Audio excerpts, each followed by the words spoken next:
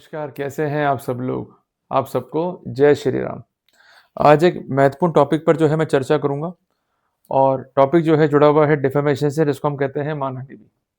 Cases जो है काफ़ी कॉमन है, जब आप पर केसेस जो है फाइल होते हैं तो डिफेंस के एंगल से पता ही नहीं आपको करना क्या है और क्या-क्या बातें जो है आपको देखनी होती है। तो मैं कुछ महत्वपूर्ण बातें जो है बताऊँगा आपको, इसको जो है आप नोट डाउन करते हुए चलिएगा।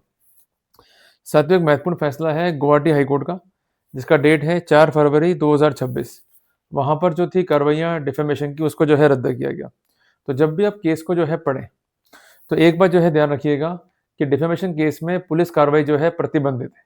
अगर पुलिस जो है रिपोर्ट दर्ज कर रही है और चार्जशीट जो है पेश कर रही है, entire proceedings are abuse of process. केवल कंप्लेंट पर ही केस चलेगा। तो ये सबसे महत्वपूर्ण जो है बिंदु है, इसको आप जो है नोट डाउन कर लीजिए। दूसरी बात, जो भी कंप्लेंट है और उस पर जो बयान है कंसर्न परिवादी पक्ष के, उनके एलिगेशंस जो है वो होने चाहिए स्पेसिफिक।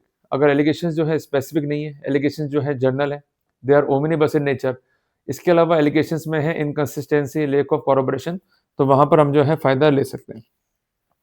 एक बात ध्यान रखिएगा कि जब भी मजिस्ट्रेट जो है प्रसंज्ञान लेगा, खासकर डेफेमेशन केस में, तो वहां पर उसकी ये ड्यूटी है to comply with section 223 of BENSS।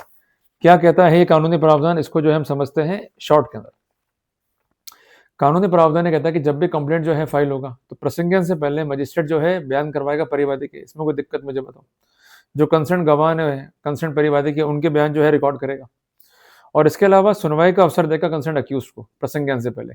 अगर ये नहीं हुआ है, entire proceeding would be illegal. तो एक बात जो है ध्यान रखिएगा कि जब भी मजिस्ट्रेट प्रसंज्ञान लेगा और कंप्लाइंसेस नहीं हुआ है सेक्शन 223 BENSS का, वहां हम फायदा जो है ले सकते हैं। क्लियर हो गया अपने को? इसके अलावा कई बार ऐसा होता है कि मजिस्ट्रेट जो है रिकॉर्ड करता है बयान परिवादी और उसके गवाहान के, पर बयान रिकॉर्ड करता है ऑन एफिडेविट, ना कि ऑन ओथ। जबकि कानूनी प्रावधान क्या कहता है कि बयान जो है रिकॉर्ड करने हैं ऑन ओथ। अगर बयान जो है रिकॉर्ड हुए हैं ऑन एफिडेविट, तो वहां पर अपन फायदा ले सकते हैं। इसके अलावा एक सेक्शन है 225 BENSS का, जो ये कहता है कि अगर अक्यूज जो है रिसाइड कर रहा है outside the jurisdiction of the honourable court, तो वहां पर कोर्ट को लोकल इंक्वायरी भी होल्ड करनी है as per the protocol of section 225 of BENSS। अगर ऐसा नहीं करता है मजिस्ट्रेट, तो वहां पर अपन जो है फायदा ले सकते हैं।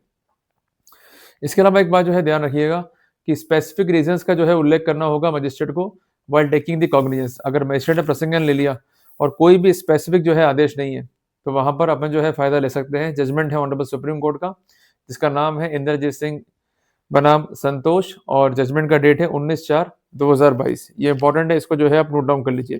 तो कई बार आप लोग जो है चैलेंज करते हैं आदेश को, तो ये महत्वपूर्ण तकनीकी बिंदु है, इसको आप जो है भूल जाते हैं।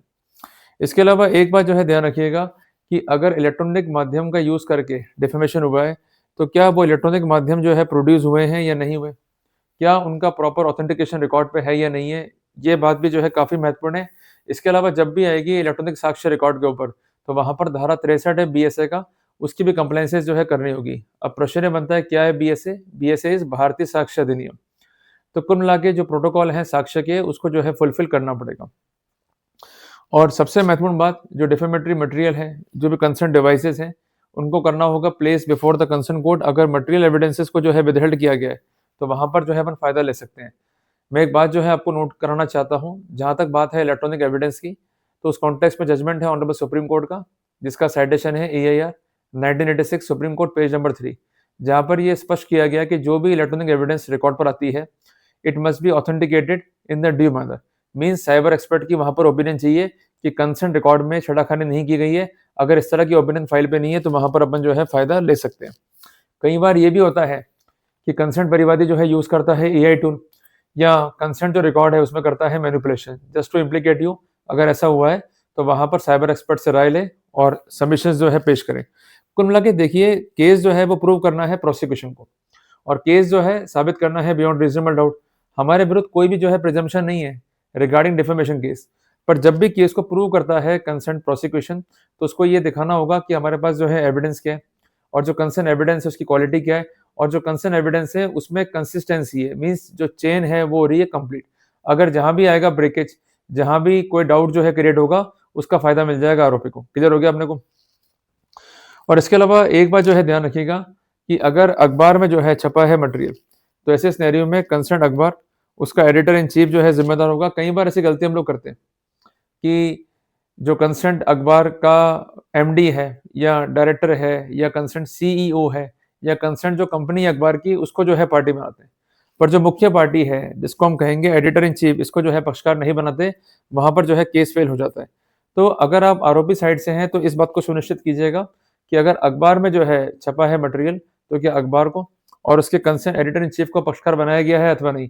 अगर ऐसा नहीं किया गया है, तो वहाँ पर आप जो है फ़ायदा ले सकते हैं। तो कुल मिलाकर के एक बात ध्यान रखिएगा, जो हाई कोर्ट ने ऑब्जर्व भी किया है कि to consider defamation there must be specific allegation must be on the record. If there is no specific allegations and apart from that there is no specification regarding the involvement of the accused in that scenario, proceeding of defamation would be abuse of process।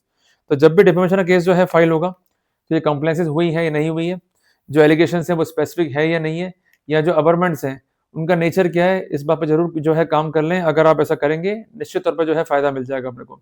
और एक बात ध्यान रखिएगा कि हर एक material जो है defamatory नहीं होता है।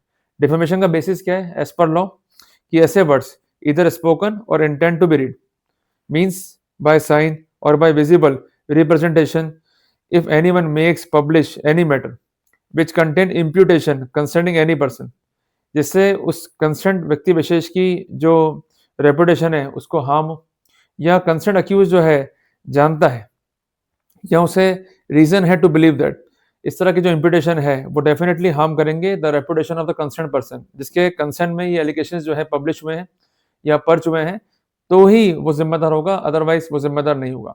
तो जब भी हम फाइल को पढ़ें, तो ये जो बेसिक डेफिनेशन दी गई है एज पर सेक्शन 356 ऑफ बीएनएस, इसको जो है जरूर देखें। जल्दी मिलेंगे एक नए टॉपिक के साथ। टिल देन, जय राम जी की।